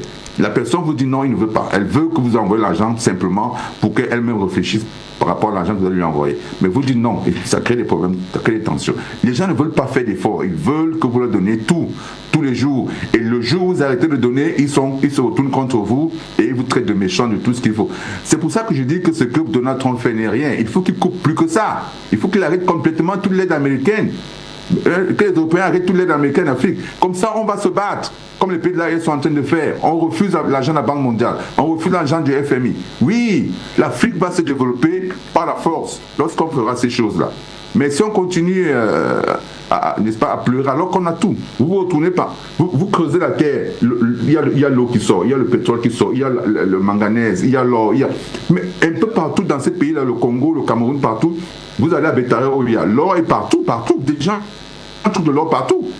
Mais qu'est-ce que vous foutez avec tout cet argent, avec toutes ces ressources-là? Qu'est-ce qu'on fout avec tout ça? Rien du tout. On est en train de demander l'aide au FMI, à la Banque mondiale. Pourquoi faire? Pour détourner et ne même rien faire par rapport à ça. Mais c'est un cercle vicieux, dangereux, terrible.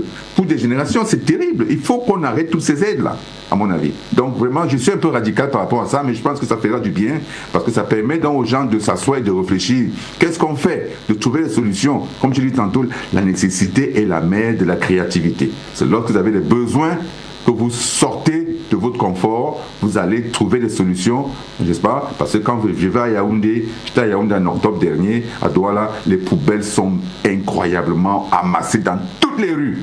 Les routes sont... Mais c'est catastrophique partout.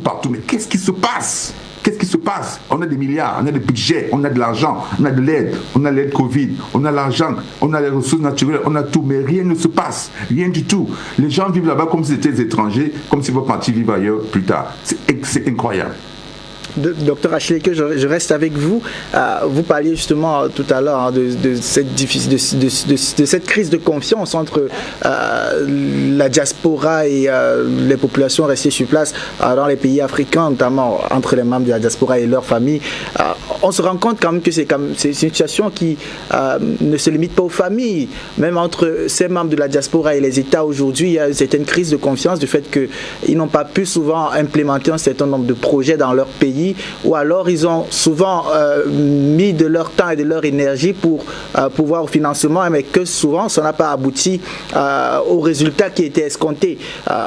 Et puis lorsqu'on parle d'alternatives au financement justement de cette agence d'aide au développement des États-Unis, certains évoquent le financement participatif et la mobilisation de la diaspora. Est-ce que cette solution selon vous est possible dans le contexte actuel de nos États africains?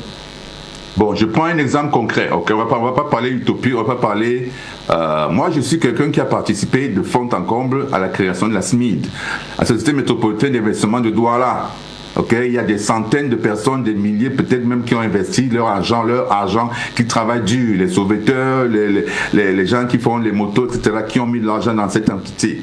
N'est-ce pas? Il y avait beaucoup d'hommes d'affaires riches dans tout le pays qui ont véritablement de l'argent dans cette affaire parce qu'on pensait que c'était une opportunité pour enfin sortir de l'ornière, avoir une structure qui va nous permettre de nous financer nous-mêmes, de pouvoir financer notre économie, de financer les entrepreneurs, et puis de trouver des voies et moyens pour pouvoir sortir notre économie, n'est-ce pas, de cette misère dans laquelle elle se trouve.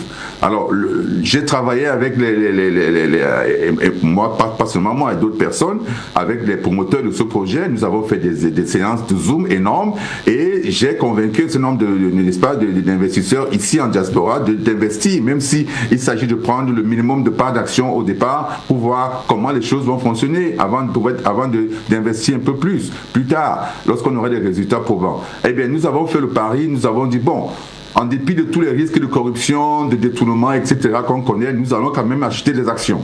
Et voilà. Donc, nous étions positifs sur ça. Et voilà qu'un an et demi après, le promoteur perd sa position stratégique qu'il occupait à la communauté urbaine de Douala au profit d'une autre personne qui lui arrive et commence à lui faire la guerre.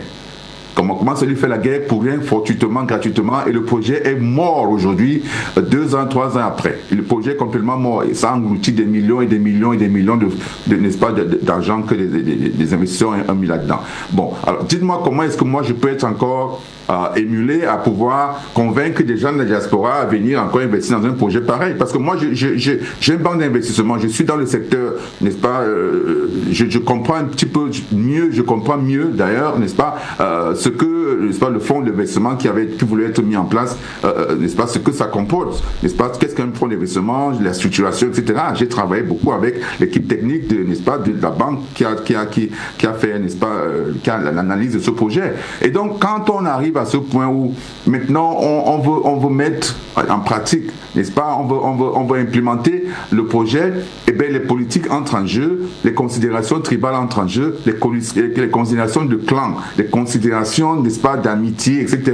entrent en jeu et sacrent tout un projet national et même international, parce que la COJUMAF, n'est-ce pas, a été associée à ce projet évidemment, et ça se voyait comme une structure qui pouvait qui devait, n'est-ce pas, servir toute l'Afrique centrale. Et donc voilà, les objectifs étaient très importants, très intéressants, mais voilà que quelques temps après, la politique se mêle et puis on est dans des camps. Il y a plusieurs camps. On est dans des tribunaux depuis près de 3 ans, n'est-ce pas, pour essayer de voir comment sortir l'ornière. Mais ni la COJUMAF, ni le gouvernement camerounais, ni les autorités, ni personne ne s'intéresse à ça. C'est complètement à terre en ce moment. Véritablement, je vous dis que ce sont des objectifs, ce sont des choses comme ça qui frustrent. Alors ça, c'est sur le plan étatique. Maintenant, si vous allez sur le plan familial, mais c'est pire.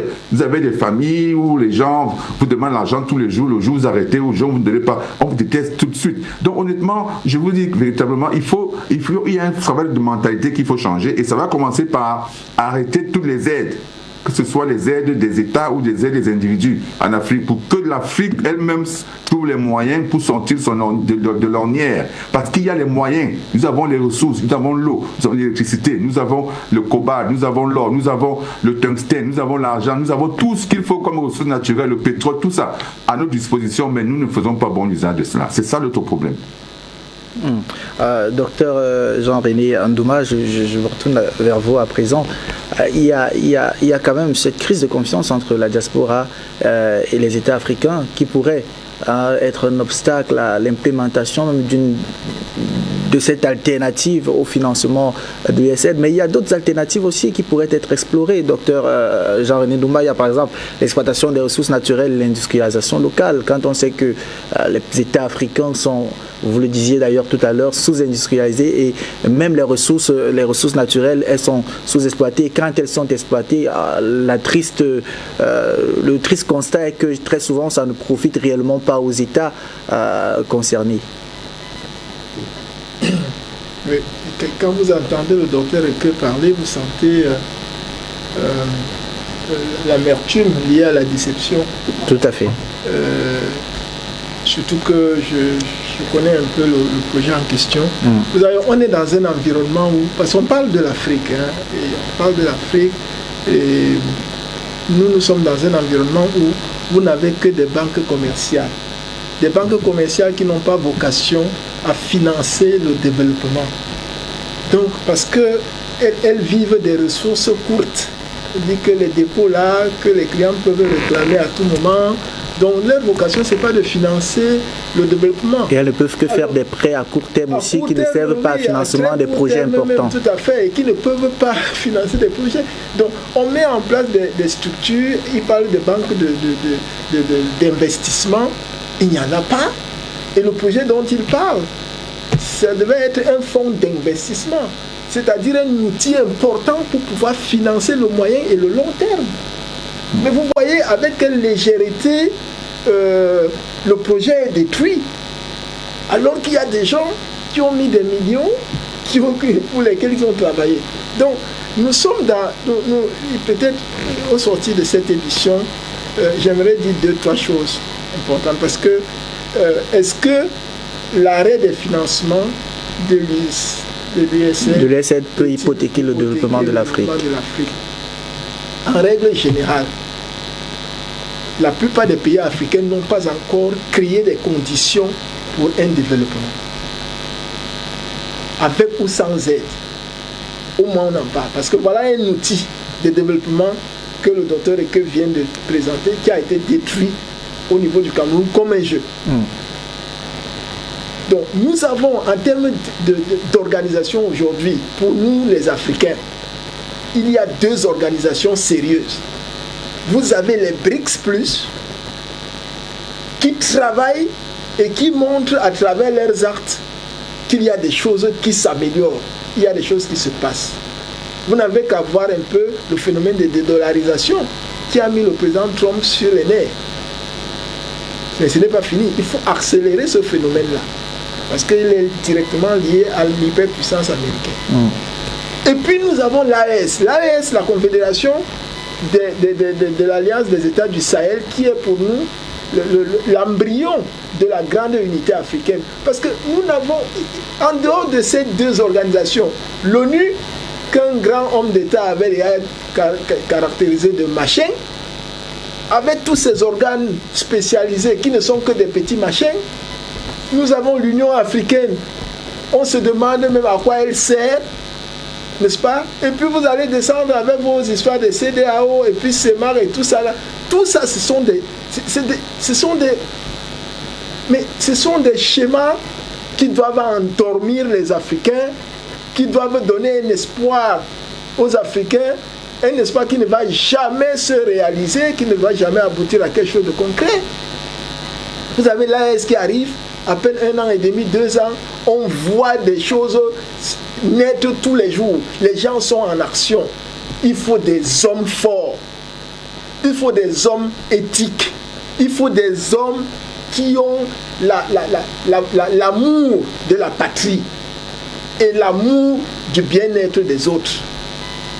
Parce que si on a un homme au sommet qui sait choisir les hommes avec qui il doit travailler pour que les choses évoluent.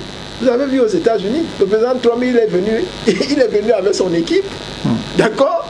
Parce que tous les membres de son équipe doivent avoir la même vision que lui. Et donc, ils peuvent travailler dans cette optique-là et avoir des résultats. Chez nous, il y a des dirigeants qui arrivent, tu ne sais même pas quelle est sa vision politique. Tu ne sais même pas s'il a même un programme, etc. Et puis, il va prendre des copains, des anciens camarades de classe, il va ériger la médiocratie, n'est-ce pas, en méritocratie.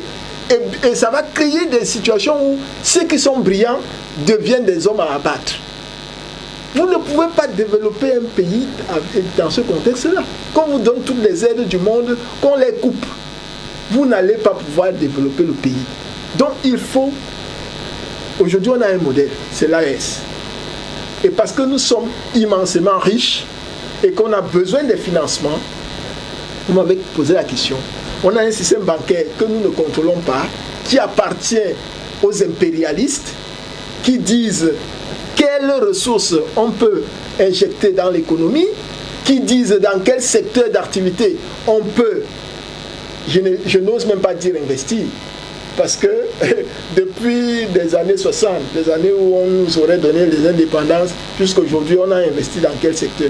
Parce que ce sont les impérialistes qui contrôlent le système bancaire chez nous, qui disent où est-ce qu'on doit mettre l'argent qui circule, le peu d'argent qui est mis à notre disposition. Donc, il faut des structures comme celle qui a été détruite, n'est-ce pas, ce fonds d'investissement, malheureusement.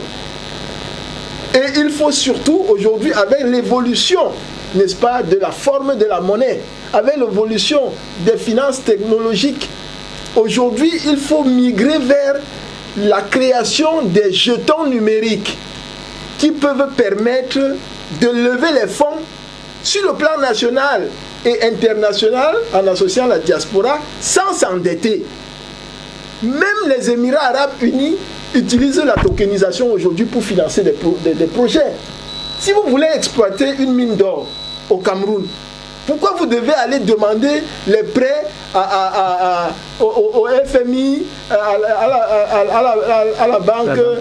la Banque mondiale, etc., au lieu d'émettre un jeton numérique qui permet, n'est-ce pas, à chaque Camerounais volontaire d'avoir un certain nombre de jetons, d'acquérir un certain nombre de jetons contre les espèces, d'associer les gens de la diaspora, y compris les étrangers qui sont au Cameroun ou dans d'autres pays, parce que c'est sous cet angle-là qu'on peut dire que le monde est un village planétaire. En ce moment-là, vous avez levé les fonds sans vous endetter et vous créez une situation où, n'est-ce pas, des gens participent à la réalisation, à l'exploitation de leurs ressources, parce qu'il y aura des retombées, il y a des dividendes. Effectivement. Donc il faut qu'on parte vers là. Et nous avons donc besoin de dirigeants qui ont compris ça, qui sont audacieux et qui vont prendre des décisions comme par exemple le président Trump fait aux États-Unis. On doit réfléchir pendant 3 ans pour prendre une petite décision. Pour des choses que les gens font en 2-3 mois, nous passons parfois 7 ans. Chaque fois on relance, chaque fois on relance, chaque fois on relance. Non, monsieur Abondo, vraiment nous en avons marre.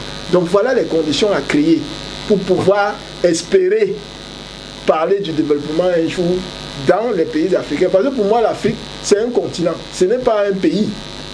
Ce n'est pas un pays.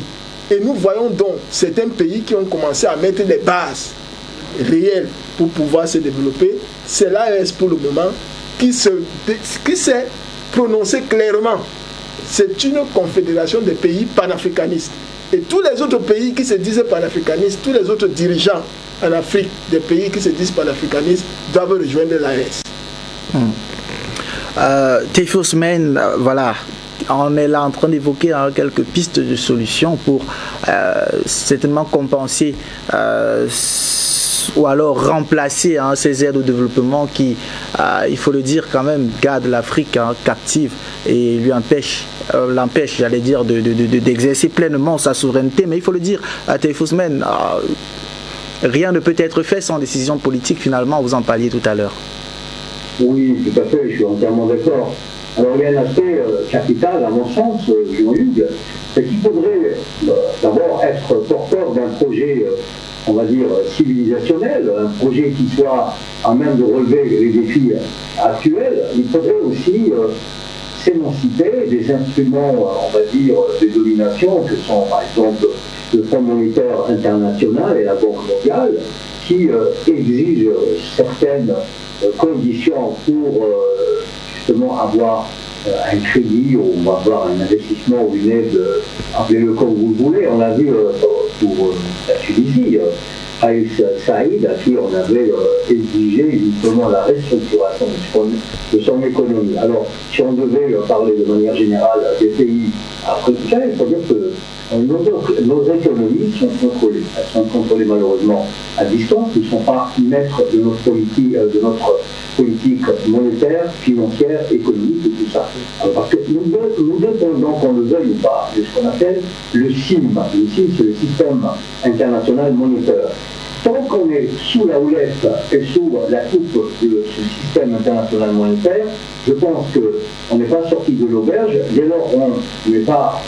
C'est pas des affaires d'égal à égal, on est dans une position quasiment de soumission parce qu'on n'a pas les mécanismes qui peuvent faire face à nos problèmes quotidiens et surtout nos problèmes structurels que connaissent les pays africains de manière générale. Il faudrait, à mon avis, commencer déjà par porter déjà un projet civilisationnel, un projet notamment économique qui soit à la hauteur des défis du monde moderne. Tout à l'heure, je ne me rappelle plus si c'était Achille Eko, M. Ndouma, qui avait parlé des BRICS.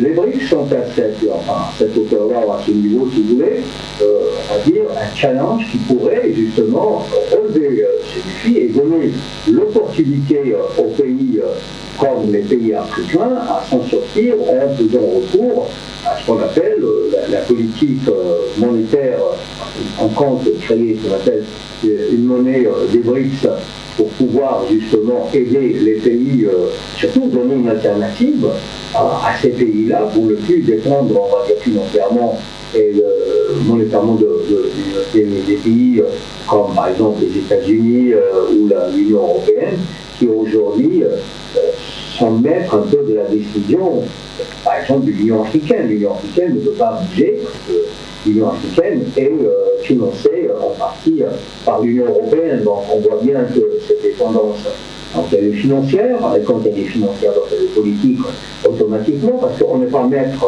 on va dire, de nos orientations, parce qu'il y a un financement qui est accordé, bien entendu, on ne vous le dit pas clairement, mais un peu sous conditions. Les conditions, c'est les orientations de la politique de telle ou telle entité régionale, ce qui est le cas de l'Union européenne. D'ailleurs, certains pays, comme les pays d'Afrique du Nord, sont en passe de revoir les accords de partenariat avec l'Union européenne, parce qu'ils estiment que ça n'a pas été à la hauteur de leur espérance. Parce que quand on voit, par exemple, un pays comme l'Algérie, qui en 2005 avait négocié ce partenariat avec l'Union européenne, l'Algérie bossait beaucoup plus fermement. C'est là où on voit que l'équipe actuelle en Algérie a compris qu'il fallait renégocier ces contrats pour être en position de gagnant-gagnant et pas de gagnant-perdant. Et alors, si on devait caricaturer ou généraliser la discussion par extension, on peut dire que les pays africains ils sont dans cette logique-là, dans une logique de domination, enfin de dominer à dominant, qui fait qu'on ne peut pas bouger, on ne peut pas, avec même la meilleure des volontés au monde, on ne peut pas bouger. Dès lors, on fait toujours, parce qu'il y a la monnaie de référence, il est vrai, c'est le dollar, qui fait que c'est le dollar qui est quand même la monnaie de référence, qui quasiment met une main, on va dire, face sur toutes les économies du monde, parce qu'on n'a pas le droit, par exemple, de commercer pour certains pays. Bien sûr, ce droit, il n'est pas formel, il n'est pas officiel, mais les Américains, dès lors où vous allez commercer avec une autre monnaie que le dollar, ben, vous allez le payer cher. On a vu avec des pays qui ont essayé de s'en sortir, comme par exemple comme Syrie, qui n'avait pas de dette extérieure. On a vu comment ce pays s'est quitté. Pourquoi? Parce que ce pays a malheureusement pas développé ce qu'on appelle une politique financière et monétaire indépendante des pays étrangers, et qui est resté quasiment dans ce qu'on appelle une logique quasiment de soumission, bien qu'il ait eu, on va dire, les capacités de le faire, parce que c'était pas un pays endetté, il fallait donc travailler en interne pour développer le pays sans pour autant dépendre de qui que ce soit. Mais malheureusement, ça n'a pas été fait. Il faudrait trouver ce qu'on appelle des solutions idoines pour aller de l'avant. C'est le cas des Africains aujourd'hui. Les pays africains n'ont pas d'autre choix que d'aller de l'avant. D'ailleurs, les pays de l'AES, ça risque d'être un exemple fort intéressant, dans le sens où il y a une convergence d'objectifs, d'idées et surtout d'idéal, qui fait que ces trois pays ont décidé de sortir de la dépendance, on va dire, internationale, et qui veulent, on va dire, voler par leurs propres ailes. Et c'est à cet endroit-là qu'on pourrait justement s'en inspirer pour aller de l'avant et surtout aller vers d'autres organisations monétaires qui pourraient aider ces pays sans contrepartie, sans condition, sans chantage. Et malheureusement, on n'a toujours pas compris cette équation. Vous voyez, dans le pays du Golfe, vous avez vu comment le prince héritier d'Arabie Saoudite, dès lors où Trump a parlé, il a déjà avancé 600 milliards de dollars, hein, donc ça vous donne déjà une idée sur la mentalité de soumission, cette mentalité d'assistance. Donc je donne de l'argent en contrepartie de la sauvegarde de mon trône, et même Trump avait sollicité du roi, du prince héritier, l'excédent budgétaire de l'Arabie Saoudite, 50 milliards de dollars. Vous vous rendez compte, en plus des 600 milliards. On est dans cette configuration, malheureusement, de dépendance économique, monétaire et financière. Et aujourd'hui, malheureusement, tous ces pays qui n'ont pas encore compris l'équation, d'autant qu'il y a ce qu'on appelle maintenant les pays du BRICS. Les pays du BRICS ont compris justement cette équation. Il fallait sortir de cette logique de domination, d'instrumentaliser ce qu'on appelle les leviers de pression que sont par exemple le Fonds monétaire international et la Banque mondiale qui ont sanctifié les accords de Bretton Woods, qui ont géré le monde depuis 1945 et qui aujourd'hui sont en passe, pas de disparaître, mais sont en passe de connaître, on va dire, un rival de taille que sont les pays du BRICS+. D'accord. D'accord, merci beaucoup à vous, Tayfous Men. En tout cas, on pourrait, on va peut-être le dire clairement, l'arrêt des financements de l'USAID ne pourra peut-être pas hypothéquer le développement de l'Afrique, mais il faut de toute urgence engager des réformes au niveau des États africains, au niveau des équipes dirigeantes africaines. Merci à vous, Tayfous Men, d'avoir accepté en tout cas de répondre à cette invitation sur ce plateau où nous parlions bien sûr d'économie. Je rappelle que vous êtes journaliste international, spécialiste du Moyen-Orient et des questions internationales. Merci également au docteur Achille Eke. Docteur Achille Eke, vous, bien sûr, qui êtes banquier, écrivain, et expert en haute finance, PDG de la banque d'investissement The Washington Valuation Group basée à Washington aux États-Unis. Merci à vous, docteur Achille Eke. Bien sûr, merci également au docteur Jean-René Ndouma qui a été avec nous. Il faut aussi rappeler que vous êtes expert des marchés financiers, docteur. Merci pour votre présence. Merci. Voilà, merci à vous, mesdames, messieurs, d'avoir suivi ce débat d'actualité de bout en bout. Les programmes se poursuivent sur la télévision panafricaine. À demain pour une autre production et certainement avec une autre présentation. Bonsoir.